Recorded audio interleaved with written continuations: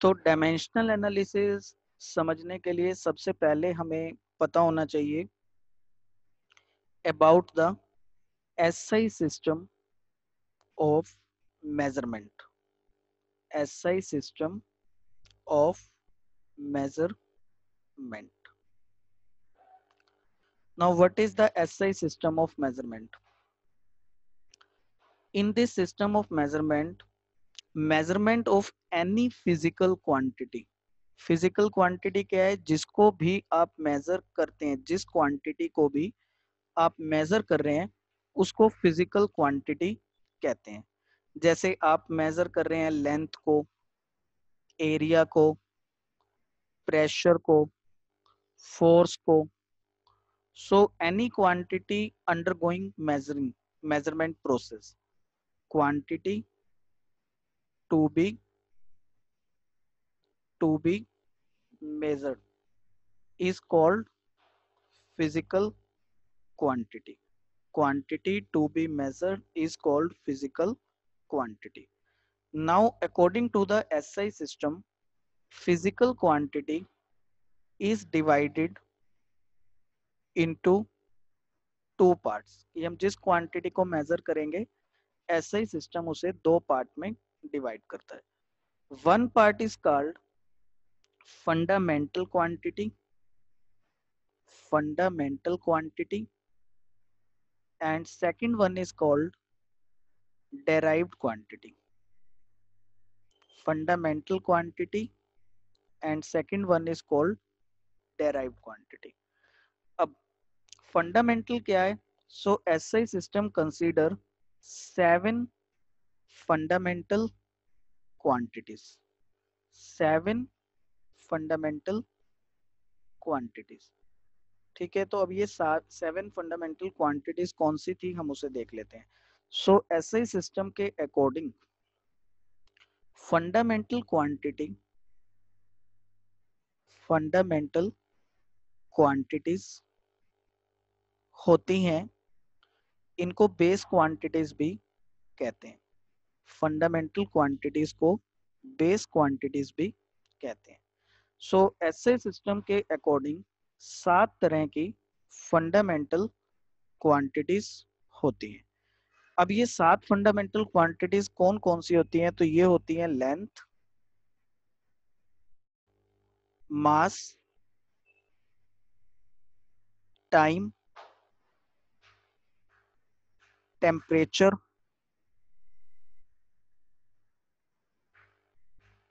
Current, quantity of substance,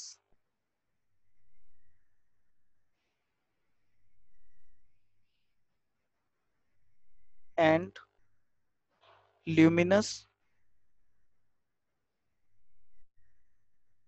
intensity.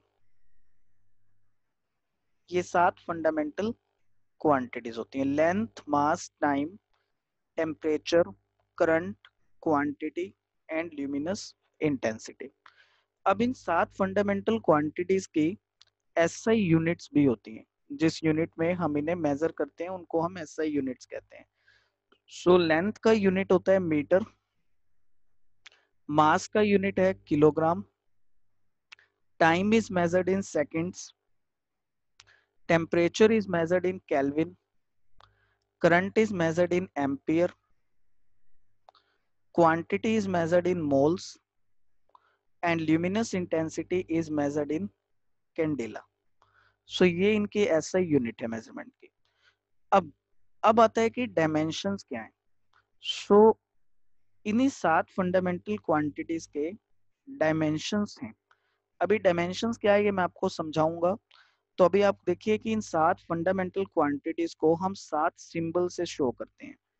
Dimensions के लिए हम एल सिंबल यूज करते हैं, कैपिटल एम, मास के लिए कैपिटल एम, टाइम के लिए कैपिटल टी, टेम्परेचर के लिए कैपिटल के, करंट के लिए कैपिटल ए, क्वांटिटी के लिए स्मॉल एम या हम मॉल लिख सकते हैं, और ल्यूमिनस इंटेंसिटी के लिए हम लिखते हैं सी डी सिंबल।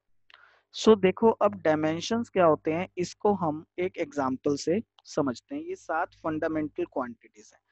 मैंने फंडामेंटल क्वांटिटी से पहले आपको बताया फिजिकल क्वांटिटी। तो एक बार फिर देखिए, फिजिकल क्वांटिटी क्या है? जिस क्वांटिटी को आपको मेजर करना है उसको फिजिकल कहते हैं।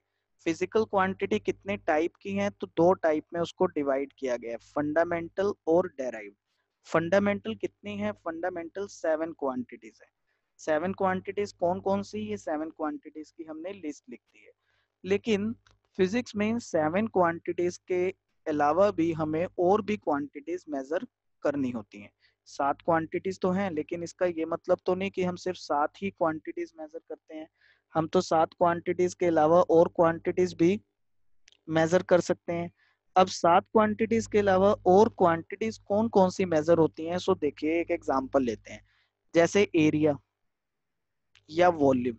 तो आप देखिए, एरिया, वॉल्यूम, डेंसिटी, प्रेशर, ये सब इस 7 क्वांटिटीज की लिस्ट में नहीं है। तो ये जो एरिया, वॉल्यूम, डेंसिटी है, इन सब को हम डेराइव्ड क्वांटिटीज कहते हैं। डेराइव्ड मीनिंग डेराइव, डेराइव्ड यानी जो इन 7 फंडामेंटल क्वांटिटी से बनी है। जैसे देखिए, अगर अब मैं एरिया की बात करूं, एरिया ऑफ रेक्टेंगल, मान लीजिए ये मेरे पास रेक्टेंगल है और मैं इसके एरिया की बात करूं, तो यहाँ पे ये लेंथ है और ये यहाँ पर ब्रेथ है बी। सो आपका एरिया क्या होगा? आपका एरिया होगा लेंथ इंटू ब्रेथ। अब लेंथ क्या है? लेंथ देखिए फंडामेंटल क्वांटिटी की क्लास में आ रहा है, ये देखिए ये लेंथ, ठीक है। और उसका डायमेंशन या उसका सिंबल क्या है? एल। तो हम लेंथ के लिए यहाँ कैपिटल एल लिख देंगे।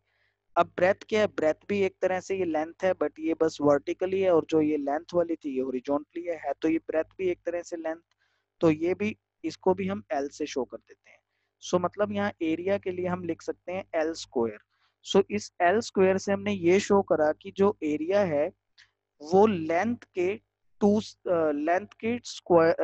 टू पावर उसके अंदर आ रही है। और लेंथ क्या है? Length fundamental quantity. सो ये जो टू पावर आई इसके अंदर एरिया में, इस टू पावर को कहते हैं डायमेंशन। इस टू पावर को हम कहते हैं डायमेंशन। सो हम बोलेंगे dimension of area is two in length, कि एरिया के लिए टू डायमेंशन है लेंथ में। अब देखिए डायमेंशन फिर क्या हुआ, तो इस तरह से हम डायमेंशंस को डिफाइन कर सकते हैं। सो अगर हम डायमेंशंस को डिफाइन करेंगे, सो हम कह सकते हैं, देखिए यहाँ डेफिनेशन में लिख देता हूँ, definition of the dimensions. So dimensions क्या है? Dimensions are the powers, dimensions are powers by which base or fundamental quantity must be raised, must be raised to represent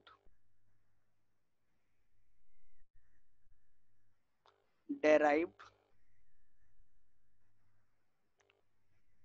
quantity, to represent derived quantity। सो देखिए dimensions क्या है, जैसे अगर हम area का example लें, यहाँ पर एरिया में, यहाँ मैंने आपको बताया ये डायमेंशन क्या है, ये पावर टू।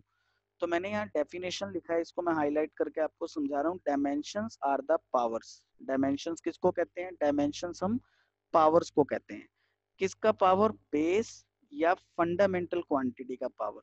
देखिए यहाँ ये जो लेंथ है वो तो एक बेस और फंडामेंटल क्वांटिटी है, ठीक है।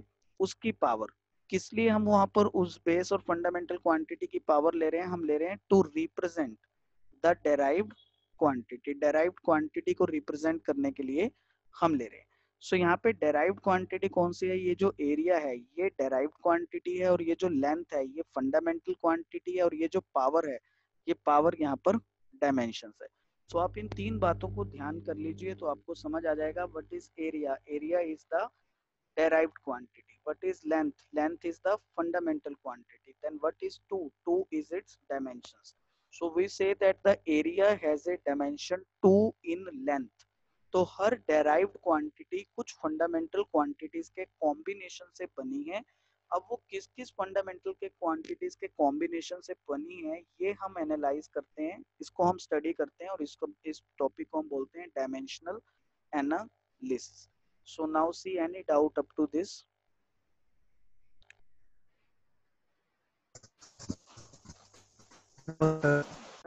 फॉर्मूलाज।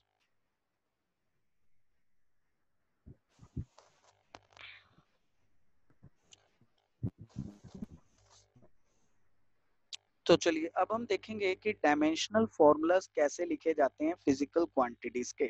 तो ये आप अपनी नोटबुक में चाहे साथ साथ नोट कर लेना, करना चाहो तो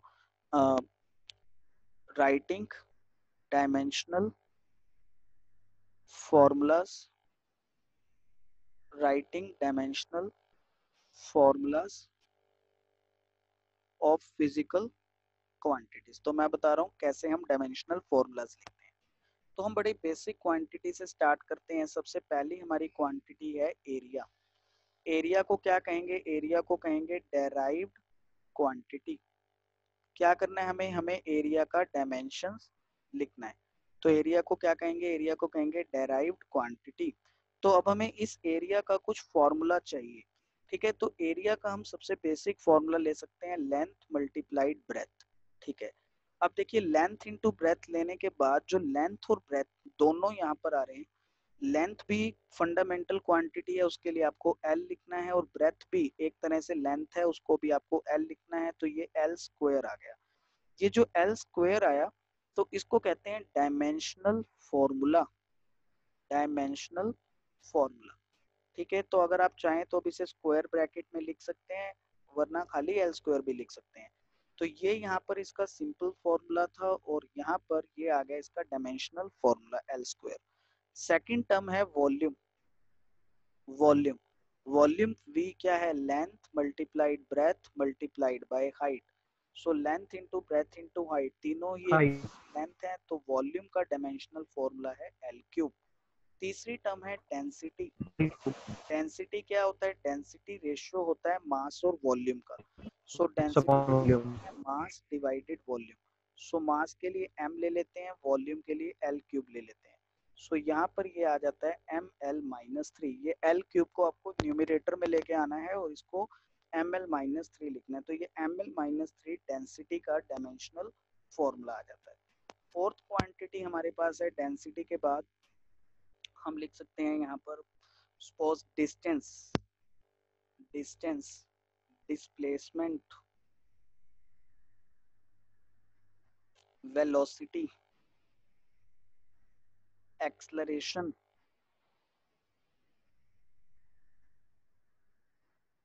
फोर्स, प्रेशर। सो ये सब क्वांटिटीज हम ले सकते हैं। Work done. सो देखिए fifth six.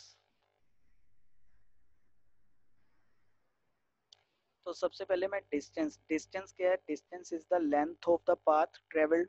So distance length होता है तो उसका डायमेंशन फॉर्मूला एल हो जाएगा। डिस्प्लेसमेंट क्या है? डिस्प्लेसमेंट होता है length of the shortest path travelled, तो उसमें भी एल आ जाएगा। वेलोसिटी क्या है? Velocity is the ratio of displacement to the time. So displacement के लिए एल लेना है और डिवाइड टाइम के लिए कैपिटल टी सिंबल लेना है। So it is now L T minus one for the velocity. इसके बाद आता है acceleration. Acceleration is what? Acceleration is ratio of velocity and the time. Velocity divide time. अब velocity का डायमेंशनल फॉर्मूला भी आपने सिक्स निकाला है, एल टी माइनस वन, उसको टाइम टी से डिवाइड करना है। सो ये आपका हो जाता है एल टी माइनस टू। इस तरह से फोर्स, फोर्स क्या होता है? फोर्स होता है मास मल्टीप्लाइड एक्सलरेशन। सो मास के लिए कैपिटल एम और एक्सलरेशन के लिए L T minus two. So force हो गया M L T minus two. इस तरह से प्रेशर होता है फोर्स और एरिया का ratio. Pressure is force per unit area. So हम इसको लिख सकते हैं force per unit area, force is M L T minus two divide by area, area is L two. So ये हो गया M L minus one T minus two. अब यहाँ तक के डायमेंशंस में से कुछ डायमेंशंस हैं जो आपके पेपर में या क्वेश्चंस में बहुत ज़्यादा कहीं कहीं आपको देखने को मिल जाएंगे, उनको मैं साथ साथ हाईलाइट कर रहा हूँ, वो तो आपको याद ही रहने चाहिए। वेलोसिटी हो गया, एक्सलरेशन हो गया, इसका बहुत ज़्यादा हमारे क्वेश्चंस में यूज आएगा। फोर्स हो गया, फोर्स भी आ जाएगा, ये अच्छे से याद रखना है, force is M L T minus two. ठीक है, प्रेशर आप याद कर सकते हो, प्रेशर का होता है M L minus one T minus two. फिर इसके बाद नेक्स्ट टर्म 11 टर्म है यहाँ पर work done. Work done class 11 ninth में भी हम पढ़ते थे और 11th में 4th यूनिट में इसके बारे में डिटेल में आएगा कि वर्क डन क्या होता है। सो अभी के लिए मैं आपको वर्क डन का फॉर्मूला बता रहा हूँ। फॉर्मूला होता है फोर्स मल्टीप्लाइड डिस्प्लेसमेंट। अब हमारे पास फोर्स का ये डायमेंशन है ऊपर mlt-2, वो फोर्स की जगह लिख देते हैं 8 से mlt-2 और डिस्प्लेसमेंट को हम L लिख देते हैं। सो ये ml2t-2 हो जाता है। सो वर्क डन के बाद हमारे पास आता है पावर, इलेक्ट्रिक पावर और any power. So power is work per unit time, work done per unit time, it is called power. So power के लिए आपको वर्क का डायमेंशन लेना है विच इज ml2t-2 और उसको टाइम t से डिवाइड करना है। सो ये आपका ml2t-3 पावर का डायमेंशन हो जाता है। 14th हमारे पास डायमेंशन है एनर्जी। एनर्जी कोई भी किसी भी टाइप की energy, any type, any type meaning kinetic energy, potential energy, कुछ भी आप एनर्जी ले लीजिए किसी भी टाइप का, heat energy, chemical energy. So any type of energy is basically equal to work done. हम 4th यूनिट में पढ़ेंगे जो भी हम किसी बॉडी पर वर्क डन करते हैं वो वर्क डन ही उसके अंदर एनर्जी की फॉर्म में स्टोर हो जाता है। सो एनर्जी और वर्क डन बिल्कुल सिमिलर होते हैं। अब हमारे पास 10th में वर्क डन का है, ये देखिए 10th पॉइंट, वर्क डन के डायमेंशंस हैं हमारे पास ml2t-2। सो वही हमारे पास एनर्जी के भी डायमेंशंस हो जाएंगे ml2t-2। सो इस तरह से हम कुछ डायमेंशनल फॉर्मूलाज को लिख सकते हैं।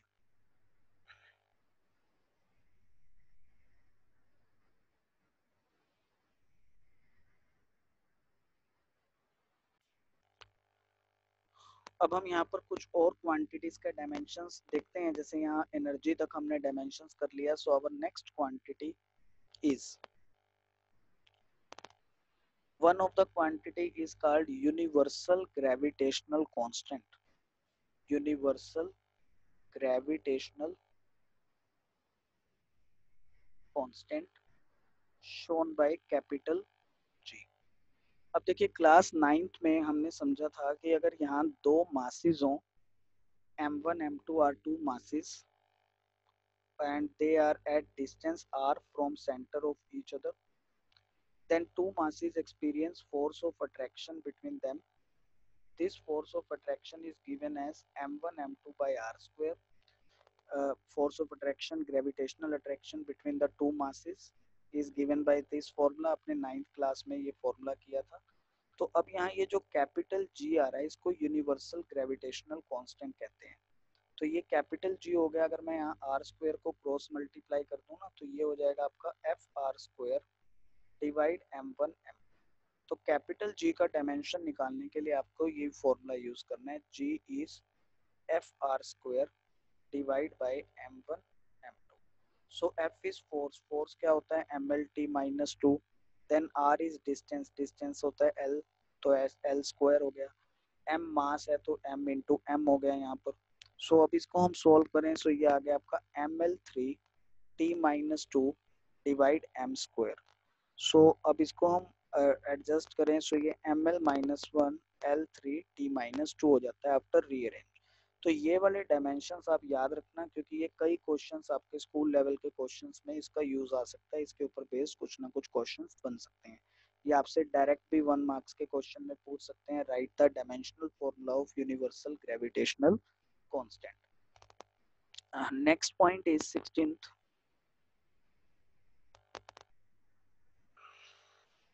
find the dimensional formula of another constant I am telling is called Planck।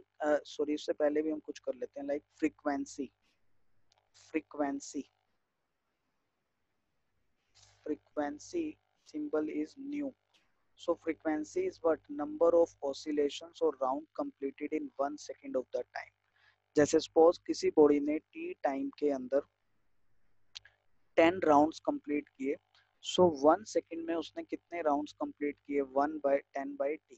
तो ये 1 सेकंड में कोई भी बॉडी कितना राउंड्स या कितना ऑसिलेशंस कंप्लीट कर लेता है उसे हम फ्रीक्वेंसी बोलते हैं। सो अब देखिए 10 तो एक नंबर है, नंबर के कोई डायमेंशंस नहीं होते। नीचे टाइम आ रहा है, टाइम के लिए डायमेंशन होता है कैपिटल टी। तो इसलिए मैंने यहाँ फ्रीक्वेंसी में लिखा है 1/कैपिटल टी। सो 1/T करने पे तो जो टाइम के डायमेंशंस होंगे वो यहाँ पर आ जाएंगे, ये हो जाएगा T-1 डायमेंशनल फॉर्मूला। ऐसे एक टर्म हमने सुना है, उसको हम बोलते थे wavelength. Wavelength. So wavelength क्या होता है, जैसे ये मैं अगर आपको यहाँ पे ये वेव बना रहा हूँ, ये वेव। सो देखिए यहाँ मैं दोबारा बता देता हूँ डिटेल में। यहाँ पर देखिए ये मैंने वेव बनाया, अब ये क्रेस्ट है और ये क्रेस्ट है। सो दोनों क्रेस्ट टू क्रेस्ट जो ये डिस्टेंस होगा, इस डिस्टेंस को वेव लेंथ कहते हैं और इसका सिंबल होता है लैम्डा साइन। लैम्डा लेंथ है ये। सो लेंथ होगा तो इसका डायमेंशन होगा आपका कैपिटल एल, वेव लेंथ। ठीक है। ऐसे अगली टर्म है हमारे पास, फ्रीक्वेंसी हो गया, वेव लेंथ हो गया, एक होता है wave number. Wave number. So wave number होता है one by wavelength. Wave number is one by wavelength. So यहाँ इसके डायमेंशन वेव नंबर के हो जाएंगे L-1। इसके बाद एक टर्म आती है, उसको हम कहते हैं Planck's constant. Planck's constant. So 19 term is Planck's constant, और उस प्लैंक्स कांस्टेंट का सिंबल होता है H, स्मॉल h। सो प्लैंक्स कांस्टेंट क्या है, उसको फॉर्मूला है प्लैंक्स कांस्टेंट का एनर्जी डिवाइडेड फ्रीक्वेंसी। ठीक है। एनर्जी के डायमेंशन अभी वर्क से हमने निकाले थे, ml2T-2, और फ्रीक्वेंसी के डायमेंशन अभी मैंने आपको बताया, फ्रीक्वेंसी के लिए T-1 है। सो यहाँ पर ये डायमेंशन हो गया आपका ml2T-3, T-2 plus 1, sorry T-2 plus 1। So this dimension is equal to ml2T-1। अब ये प्लैंक्स कांस्टेंट क्या है, तो थोड़ा सा मैं आपको एक्सप्लेन कर देता हूँ क्योंकि आपके लिए नई टर्म है। वैसे केमिस्ट्री में यूनिट नंबर 2 आपका जो एटम वाला चैप्टर है, स्ट्रक्चर ऑफ एटम, उसमें भी इसके बारे में आएगा। सो प्लैंक्स कांस्टेंट क्या है, मैं थोड़ा सा आपको एक्सप्लेन करूँ कि प्लैंक्स एक साइंटिस्ट थे, उन्होंने कहा कि जो लाइट रेज होती हैं वो पार्टिकल्स की बनी होती हैं, कि लाइट रेज के अंदर भी पार्टिकल्स होते हैं, बहुत छोटे पार्टिकल्स, टाइनी पार्टिकल्स। उन टाइनी पार्टिकल्स को हम बोलते हैं फोटॉन्स। लाइट के पार्टिकल्स का नाम क्या है, लाइट के पार्टिकल्स का नाम है फोटॉन्स। ओके। सो एक फोटोन जो एनर्जी कैरी करता है, तो उन्होंने प्लैंक्स ने कहा कि वो फोटोन की जो एनर्जी होती है वो उस फोटोन की फ्रीक्वेंसी पे, यानी लाइट की फ्रीक्वेंसी पे डायरेक्टली डिपेंडेंट होती है। सो अगर हम इस डायरेक्ट साइन को इक्वालिटी में चेंज करते हैं तो ये h multiplied by some constant हो जाता है, h इंटू कॉन्स्टेंट, और इस h को यहाँ पे प्लैंक्स कांस्टेंट का नाम दिया जाता है। सो ये हो गया एनर्जी डिवाइडेड फ्रीक्वेंसी। इसलिए यहाँ मैंने यहाँ पर देखिए h के लिए लिखा है एनर्जी डिवाइडेड फ्रीक्वेंसी। सो बहुत जगह यहाँ पर फिजिक्स के क्वेश्चंस में आपका बहुत जगह इसका यूज आने वाला है। प्लैंक्स कांस्टेंट का काफी क्वेश्चंस में यूज आता है। सो मैं इसको हाईलाइट कर रहा हूँ, ये आपको अच्छे से याद रखना है। प्लैंक्स कांस्टेंट क्या है, उसका फॉर्मूला क्या है, एनर्जी बाय फ्रीक्वेंसी, और उसका डायमेंशंस क्या है, डायमेंशन इज ml2T-1।